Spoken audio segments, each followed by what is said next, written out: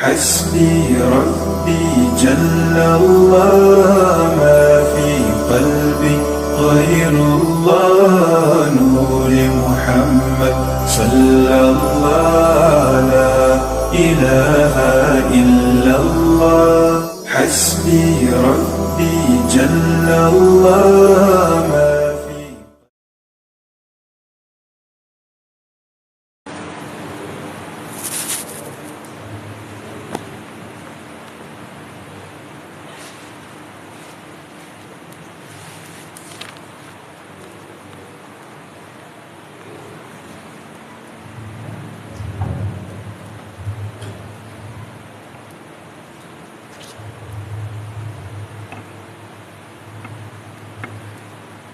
Assalamualaikum warahmatullahi wabarakatuh.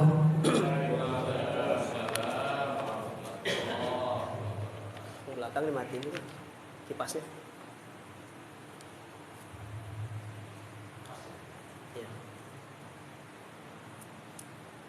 Bismillahirrahmanirrahim. Alhamdulillahi rabbil alamin.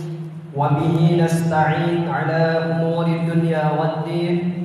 Wassalatu wassalamu ala asyrafil anbiya'i wal mursalin wa ala alihi wa sahbihi ajma'in. Amma ba'du. Puji dan syukur marilah kita bersama-sama kita panjatkan kehadirat Allah Subhanahu wa taala. Alhamdulillah pada kesempatan malam yang mulia ini, di malam Senin akhir bulan Agustus yang sudah masuk di bulan Shofar juga, kita masih bisa bersama-sama duduk kembali di majelis ilmu setelah kita melaksanakan sholat berjamaah maghrib. Semoga Allah senantiasa memberikan kesehatan kepada kita semua, wabil khusus jamaah masjid Rawdatul Jannah, suka lupa namanya soalnya. Rawdatul Jannah, ya mudah-mudahan bapak-bapak sekalian yang terus istiqomah mengikuti kajian setiap malam Senin yang sudah diprogramkan oleh masjid atau Dewan Kemakmuran Masjid atau DKM.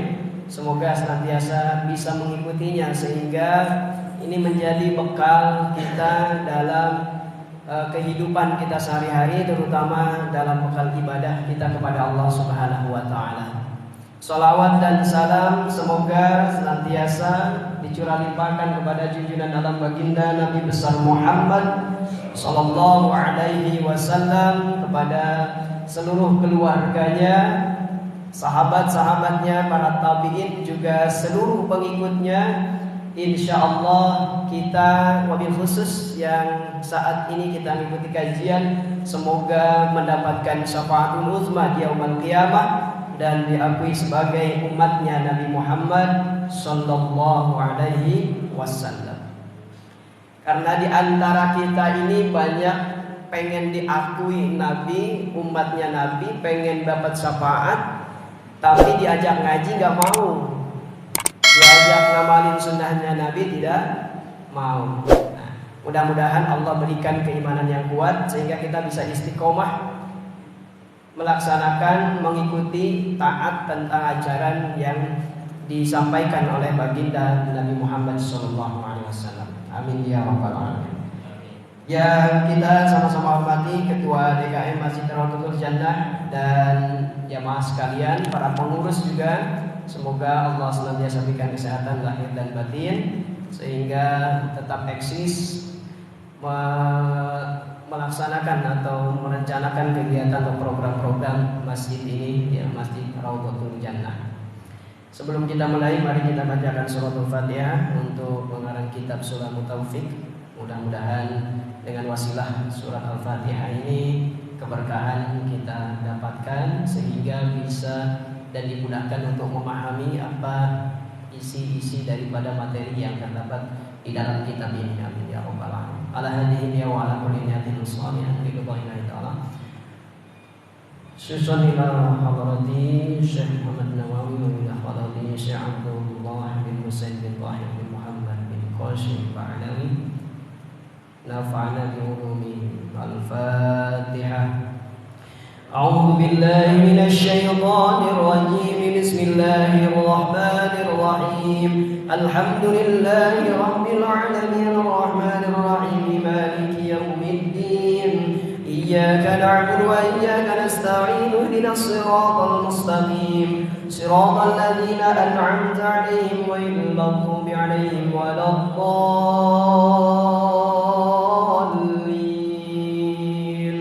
رب اغفر لنا ولوالدينا.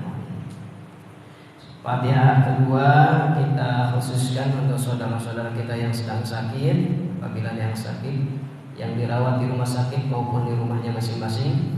Mudah-mudahan Allah Subhanahu wa taala mengangkat penyakitnya dan diberikan kesembuhan seperti biasa. Al-Fatihah. A'udzu billahi minasy syaithanir rajim. Bismillahirrahmanirrahim.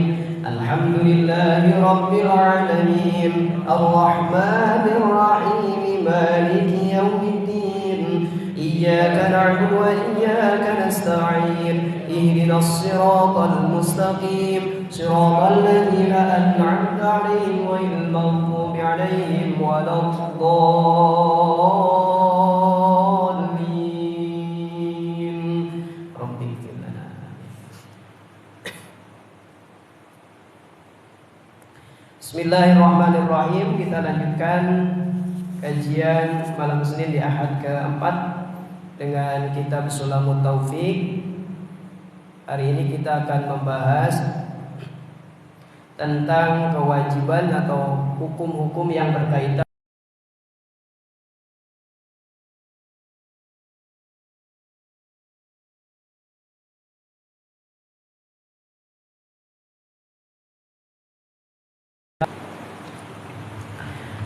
Bismillahirrahmanirrahim. Faslun yajibu ala man waqa'at minhu riddatun al-'audu fawran ila al-islami bin nutqi bisyahadataini.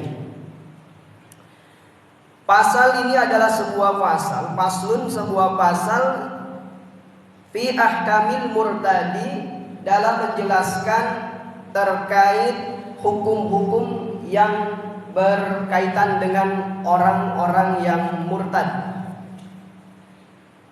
Kita sudah mengetahui di kajian sebelumnya bahwa kemurtadan itu bisa terjadi, lepasnya iman kita bisa terjadi bila pertama bisa dengan keyakinan atau i'tikad, yang kedua dengan ucapan, yang ketiga dengan perbuatan. Ini menandakan kehati-hatian kita atau ihtiyat dalam menjaga akidah atau keyakinan, baik dalam hati, ucapan atau perbuatan, yang bisa menimbulkan iman kita itu keluar, iman kita itu tergadaikan atau bahkan hilang. Nah, sekarang berkaitan dengan hukum-hukumnya ketika seseorang itu sudah murtad. Ala yajibu alaman, wajib pada setiap orang, rajulun aw imra'atun, baik itu perempuan atau laki-laki. Tentunya mereka yang sudah baligh, yang sudah takalluf bil hukmi syar'iyyah, yang sudah ditaklif dengan hukum syara'. Apa kewajibannya? Waqa'at minhu riddatun, apabila terjadi pada diri seseorang ini kemurtadan, baik itu murtadnya dengan i'tikad atau dengan ucapan atau dengan perbuatan. Apa yang menjadi kewajibannya? Al-'audu, kembali fauran, pada saat itu, saat dia murtad, ilal islami, pada Islam. Jadi kalau ada seseorang yang mengalami murtad, keluar dari Islam, maka kewajibannya dia harus kembali kepada keislamannya. Dengan cara apa? Binutqi asyhadatain. Binutqi bisyahadatain. Mengucapkan 2 kalimat syahadat. Asyhadu an la ilaha illallah wa asyhadu anna Muhammadar Rasulullah. Yang paling rentan itu kemurtadan bisa terjadi, yang paling rentan ini dalam ucapan.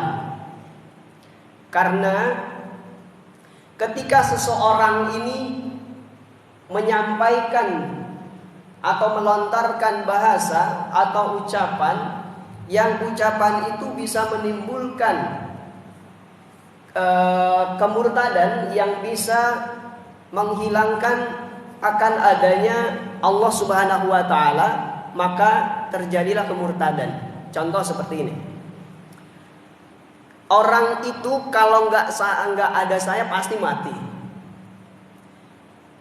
Orang itu kalau nggak ada saya pasti mati. Ini ucapan yang berbahaya. Ucapan yang bisa menjadikan dia itu murtad. Kenapa? Karena dalam ucapan itu seolah-olah bahkan dia menghilangkan Allah Subhanahu wa taala. Jadi dia meyakini bahwa seseorang itu mati kalau nggak ditolong sama dia. Jadi hati-hati, ucapan kita harus dijaga, ya. Kita ini orang kan mati atau tidaknya itu kehendak dari Allah Subhanahu wa taala. Manusia ini menolong hanya sebagai wasilah. Sama seperti kita kalau sakit. Kalau saya nggak makan obat ini pasti saya mati. Pasti saya sakit. Padahal obat itu hanya wasilah, Pak. Ada nggak orang yang ketika dia sakit nggak makan obat dia sembuh? Ada. Kalau Allah sudah menghendaki, man arada syai'an ayyakula lahu kun fayakun. Kalau Allah sudah menghendaki jadi maka jadi sembuh. Ya. Obat itu sebagai pelantara. Makanya ketika kita sakit, kalaupun memang kita harus memerlukan berobat, kemudian minum obat, ya, maka baca basmalah, kemudian niatkan dalam hati atau berdoa kepada Allah, ya Allah, semoga dengan wasilah obat ini Engkau sembuhkan. Semuanya dikembalikan kepada Allah dulu. Tidak lantas kita meyakini bahwa obat itu adalah penyembuh penyakit. Banyak kisah-kisah yang memberikan nasihat-nasihat ketika seseorang itu sakit kemudian tidak ke dokter, dia bisa sembuh. Entah itu dengan bersyariat kepada seorang kiai misalnya, minta doa dengan air, ya. Kalau itu dengan kehendak Allah pasti sembuh. Ada juga kisah itu di Bandung, seorang nenek tua yang setiap malam Jumat itu ikut yasinan di majelis ta'lim. Dia punya sakit di kaki. Karena dia sering ngikutin istiqomah setiap Jumat dan dia bawa air. Setiap kali dia Jumatan itu malam yasinan, dia bawa air. Air itu setiap malam Jumat dia minum. Dengan harapan, dengan keberkahannya surat Yasin yang dibacakan, dengan doa-doa yang dibacakan, penyakitnya itu bisa hilang. Ya, dan terbukti dengan doa, dengan keberkahan, dengan keyakinan, tanpa berobat ke dokter pun bisa sembuh dengan kehendak dan izin Allah Subhanahu wa taala. Jadi tidak lantas kita mengucapkan sesuatu yang ucapan itu bisa mengesampingkan atau bahkan menghilangkan posisi daripada adanya Allah Subhanahu wa taala. Nah, itu yang penting buat kita.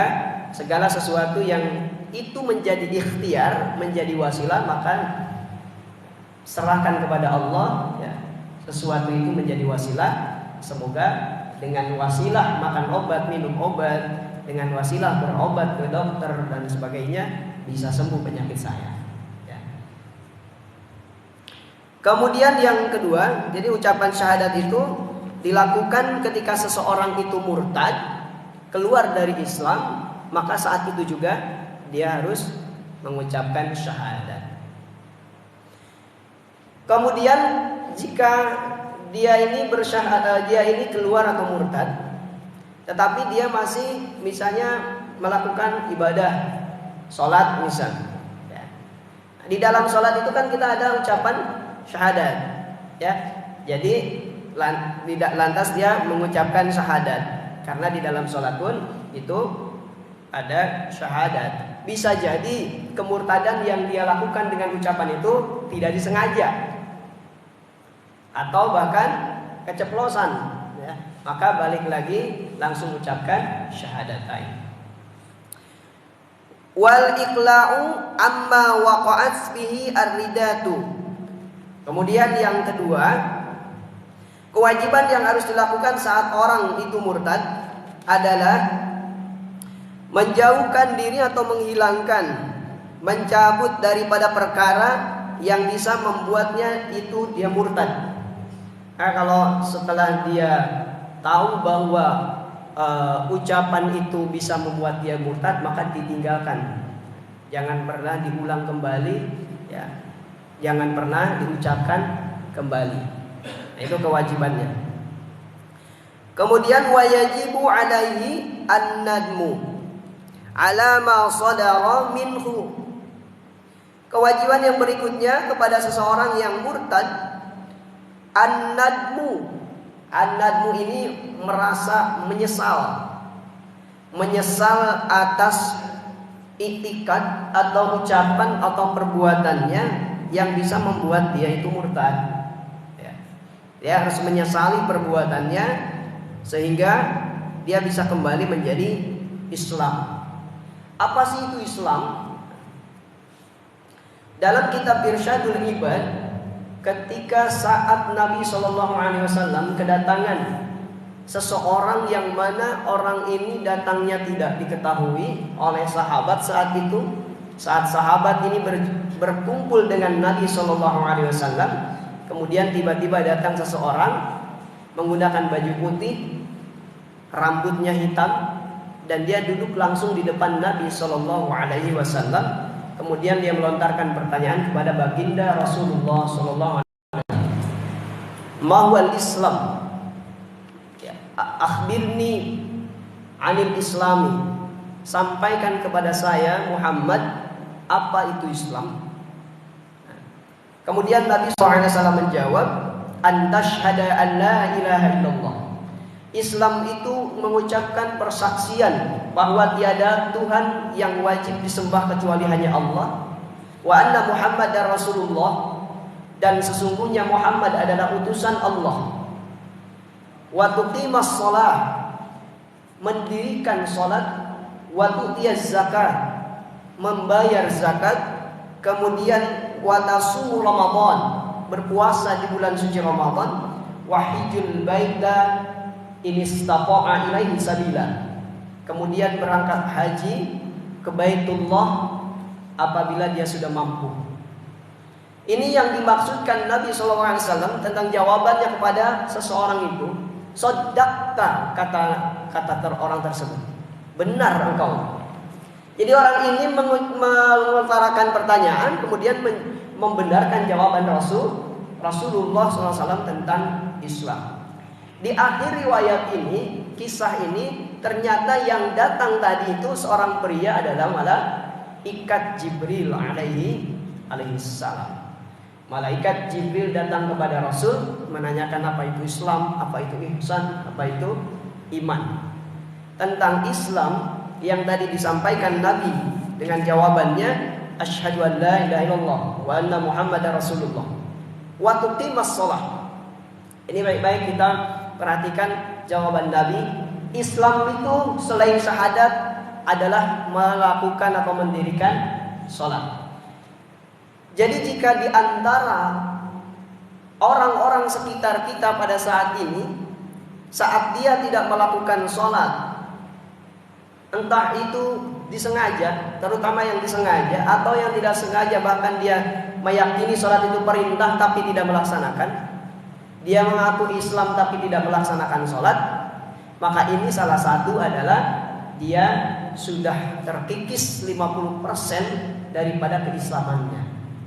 Bisa dikatakan orang yang seperti itu, bahkan yang nampik, yang kufur, yang menolak akan kewajiban sholat itu, mereka lah orang-orang yang murtad. Ya. Saat ada kewajiban zakat, dia tidak menunaikan zakat, maka mereka lah orang-orang yang murtad, bisa dikatakan. Saat ada bulan puasa, kita diwajibkan berpuasa 1 bulan penuh, tidak melaksanakan puasa, bahkan menolaknya dengan keimanannya, tidak mengakui bahwa puasa itu kewajibannya, maka itu pun murtad. Jadi jawaban Rasulullah SAW ini, kesimpulannya, setiap perintah Allah Subhanahu wa Ta'ala yang ditolak oleh hati kita, kemudian kita pun tidak melaksanakannya, maka mereka pun orang yang murtad. Ya. Jadi luas ya sebetulnya dari pengertian contoh-contoh yang kita sudah sampaikan di kajian-kajian sebelumnya terkait dengan murtad ucapan, murtad hati atau ikikat ataupun perbuatan dalam kehidupan sehari-hari itu berkaitan dan ada di sekitar kita. Ya, jadi mudah-mudahan kita selalu dikuatkan iman kita, dijaga lisannya, dijaga perbuatannya, ya, sehingga terhindar daripada murtadan kepada Allah Subhanahu wa Ta'ala. Kemudian wal azmu ala alla ya'uda limislihi. Kewajiban berikutnya bagi seorang yang sudah murtad, dia harus azam. Azam itu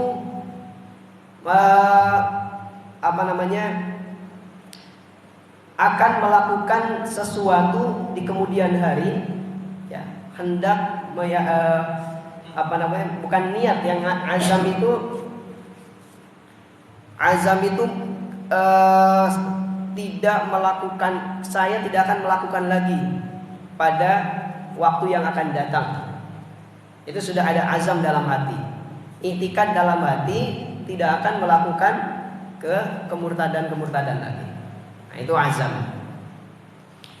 Limislihi la ya'uda limislihi. Kemudian yang berikutnya wa qada'u ma fatahu min wajibati syar'i fi tilkal muddati fa illam yatub wajabat istitabatuhu wala yuqbal minhu illal Islam. Kewajiban yang berikutnya adalah mengqadha segala pekerjaan atau perintah daripada Allah Subhanahu wa Ta'ala yang menjadi kewajiban hukum syara'. Misalnya seperti sholat, ya. Sholat itu kan kewajiban yang diperintahkan Allah Subhanahu wa Ta'ala. Nah, ini harus diqadha ketika seseorang itu murtad. Misalnya saat dia murtad itu habis zuhur, kemudian lewat sampai isya misalnya, kemudian dia kembali lagi subuh dia sudah kembali Islam, sadar dengan kesalahannya, kalau yang diucapkannya, kalau perbuatannya, kalau i'tikadnya itu adalah kemurtadan. Kemudian kembali dengan hidayah Allah, subuh dia kembali menjadi Islam.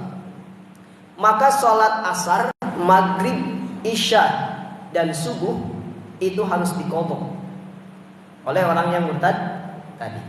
Nah, itu kewajiban yang harus dia lakukan saat dia murtad. Fa illam yatub wajabat istitabatu. Kalau orang itu nggak mau taubat, nggak mau kembali kepada keislamannya, maka harus dimintai taubatnya. Dimintai dengan cara, kalau ada orang yang ngerti mungkin dengan kemurtadannya, entah itu kiai, ustadz, ya, ajengan atau guru atau temannya sekalipun, diingatkan segera bertaubat. Bagaimana kalau dia tidak taubat, tidak mau taubat? Fa ilam yatub wajabat istitabatu wala yuqbalu minhu al-islamu. Kalau tidak bisa dia taubat,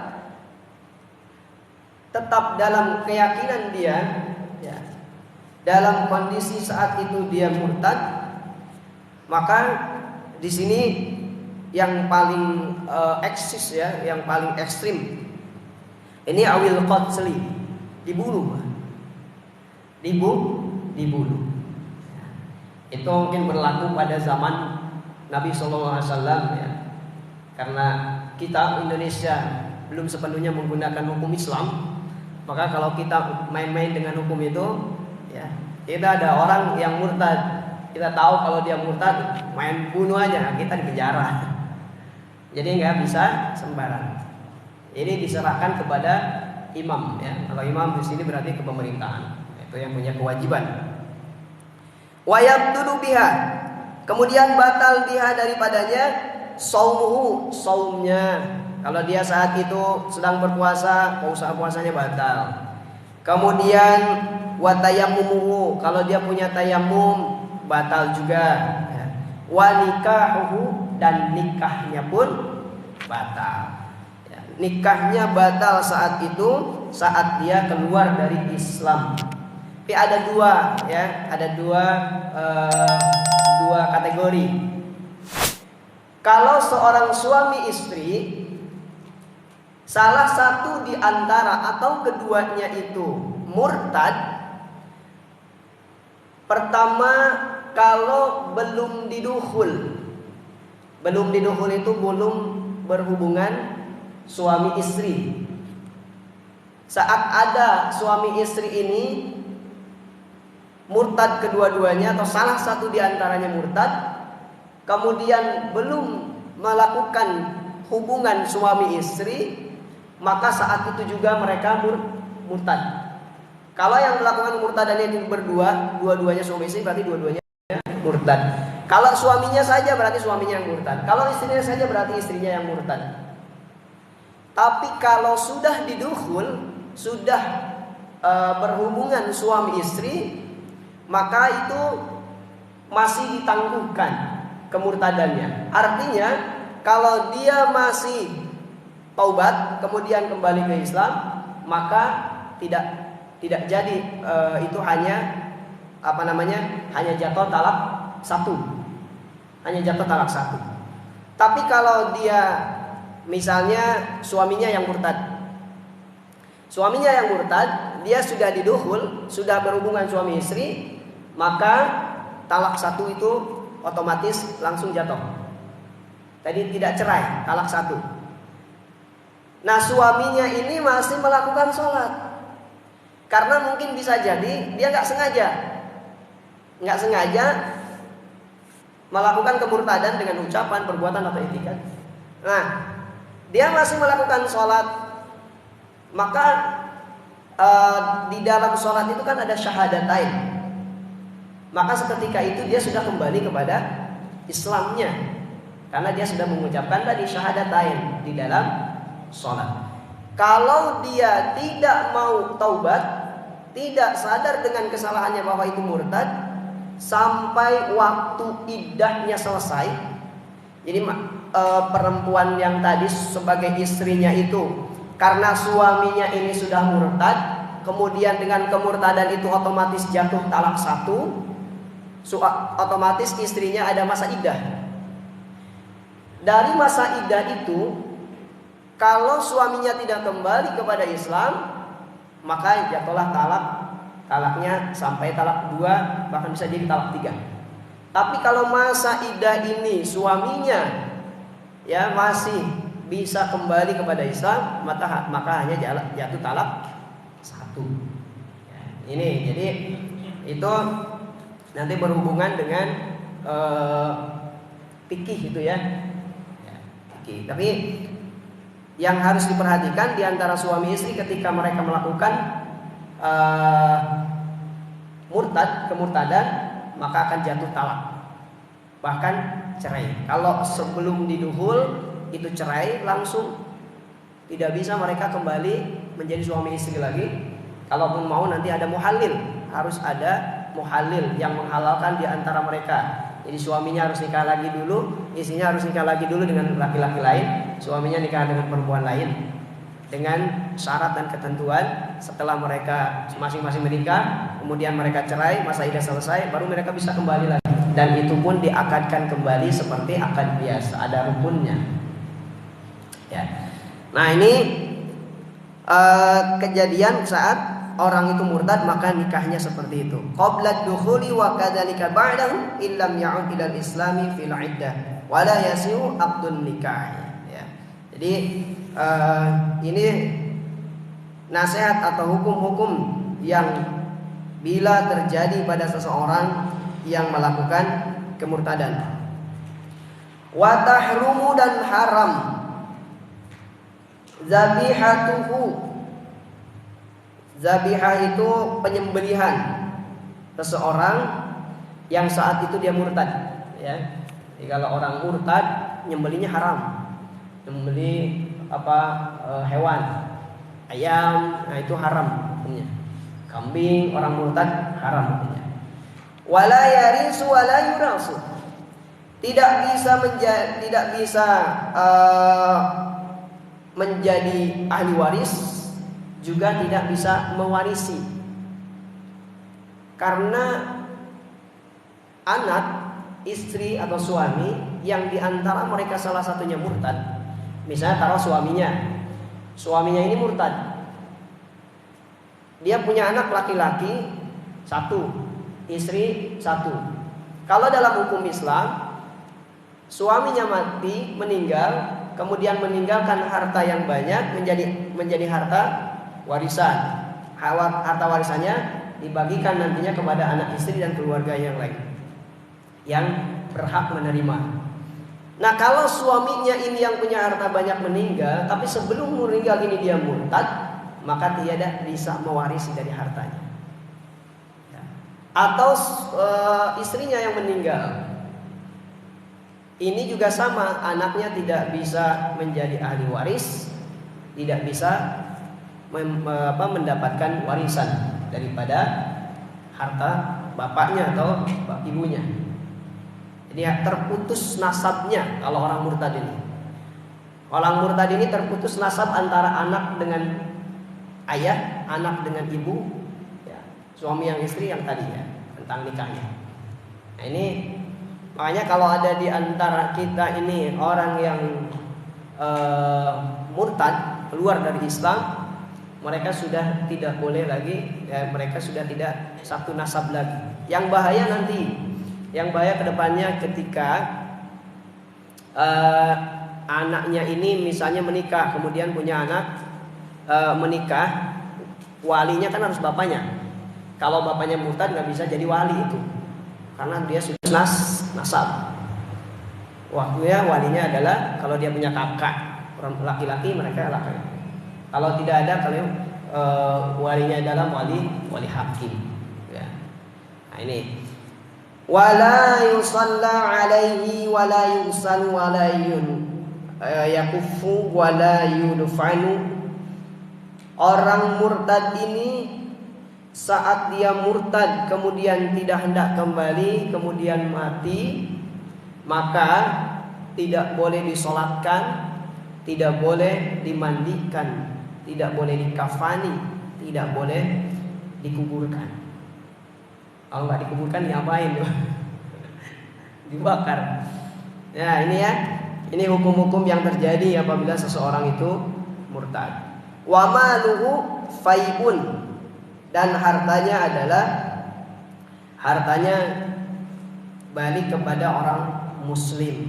Kalau di kita ada baitul mal, orang murtad ini hartanya diambil oleh baitul mal. Kalau baitul mal saat ini adalah Basnas, Pak. Badan amil zakat, ya, yang sudah legalitas. Ini amil mal, baitul mal kita Basnas, ya. Makanya ini juga saya sampaikan terkait itu. Basnas yang menjadi baitul mal ini saat ada orang murtad itu meninggal, hartanya banyak, itu langsung diambil oleh baitul mal, ya, jadi menjadi hak-haknya orang muslim, nanti dibagikan kepada orang-orang yang mustahik zakat tentunya itu, ya. Nah, ini terkait juga dengan baitul mal, Basnas yang sudah mengelola zakat secara profesional, ya. Ini juga mengajak kepada kita masjid-masjid, majelis taklim, sekolah dan lain sebagainya, lembaga-lembaga yang mana kalau pada zaman Nabi itu kan Baitul Mal menjadi titik ukur, titik pusat harta-harta saat orang berzakat gitu ya. Nah, yang sekarang kita ini adalah Basnas, yaitu menjadi titik pusat pengumpulan harta zakat atau pengumpulan zakat, baik itu zakat fitrah ataupun zakat mal. Dan ini saya sampaikan dalam kitab Safinatun Najah. Kalau masjid itu yang belum berlegalitas atau yang belum kerjasama dengan Baitul Mal yang saat ini adalah Basnas, maka di antara mereka yang mengurusi yang kita sebut amil, yang kita sebut amil, mereka di dalam kitab Safinatun Najah ini mereka bukan amil, tapi relawan. Ini hati-hati, ini relawan. Relawan itu berarti tidak punya hak untuk mengambil zakat, untuk mengambil jatahnya zakat. Kalau amil kan itu dapat ya, amil itu yang ngurusin, yang nyatet, yang bagiin, yang mengelola, yang dipilih oleh DKM misalnya 5 orang jadi amil yang pengelola zakat di lingkungannya. Nah ini kalau sudah terdaftar bekerja sama dengan Basnas, maka sudah legalitasnya sudah ada dan dia itu adalah amil. Tapi kalau tidak dengan Basnas ini, maka itu bukan amil tapi relawan zakat. Yang kita khawatirkan saat relawan zakat ini dikasih jatah amil. Nah ini bahaya ya, kita makan uang zakat gitu ya. Nah itu keterangannya ada dalam kitab Safinatun Najah terkait tentang zakat dan Baitul Mal atau saat ini adalah Basnas. Ini juga saya sampaikan kepada masjid-masjid yang lain saat bulan Ramadan. DKM-nya saya sampaikan seperti itu karena ini kewajiban saya menyampaikan ya. Khawatir nanti DKM yang sudah capek ngurusin zakat tapi dia ini bukan amil. Kemudian ketua DKM-nya misalnya memberikan jatah amil ya. Yang berdosa semua jadinya makan harta zakat. Nah, itu ya. Jadi itu sekilas tentang pengelolaan zakat, diambil zakat dengan Basnas. Ya, ini kemarin saya mau dimasukin ke konsultan zakat, cuman takdir Allah ya, orang yang mau merekomendasikan saya di Bonang itu meninggal. Jadi saat ini saya belum ada orang yang kenal di Basnas untuk hal ini. Jadi kalau kemarin sebelum meninggal itu saya sudah jadi ditunjuk, itu tugas saya nanti menyampaikan kepada DKM terkait ini. Bagaimana bisa masjid-masjid itu bisa kembali bekerja sama dengan Basnas dalam pengumpulan zakat. Dan itu pun akan kembali sebetulnya kepada kita semua, kepada masjid itu. Jadi saya analogikan yang saya tangkap dari beliau itu saat menjelaskan, ketika masjid itu misalnya 1 tahun dalam pengumpulan zakat fitrah itu misalnya dapat 5-10 juta misalnya. Terus di kemudian hari masjid ini butuh dana, kita bisa mengajukan kepada Basnas dan pencairannya bisa lebih 5 kali lipat daripada yang kita setorin. Karena apa? Karena kan tidak satu masjid yang dikelola oleh Basnas sebagai Baitul Mal ini. Ratusan bahkan bisa jadi ribuan masjid, majelis taklim, lembaga pendidikan. Nah, itu dikelola, dikumpulkan dan ada jatah-jatahnya ketika pesantren misalnya mengajukan untuk pembangunan, ya itu sudah dikelola dengan baik oleh Basnas. Jadi mudah-mudahan itu yang saya sampaikan bisa bermanfaat, dan itulah ya tadi kita kembali bahwa kewajiban-kewajiban yang harus dilakukan oleh seseorang yang apabila dia murtad. Ini semoga dengan yang disampaikan dalam kitab ini menjadikan kita lebih diteguhkan imannya oleh Allah Subhanahu wa taala, berhati-hati dalam ucapan, berhati-hati dalam perbuatan, apalagi i'tikad kita, iman kita kepada Allah Subhanahu wa taala. Ya, demikian yang bisa disampaikan. Semoga bermanfaat dan bisa kita amalkan. Mudah-mudahan kita bisa kembali di kajian-kajian berikutnya. Allah berikan istiqomah untuk kita yang senantiasa menuntut ilmu. Kalau kita menjadi orang yang haus ilmu, ya, dimanapun ada pengajian pasti datang. Insya Allah itu dimudahkan, ya, untuk jalan menuju tempat atau majelis ilmu oleh Allah Subhanahu wa taala. Amin ya rabbal alamin. Demikian yang bisa disampaikan, semoga bermanfaat. Wallahul muwaffiq ila aqwamit thoriq. Wassalamualaikum warahmatullahi wabarakatuh.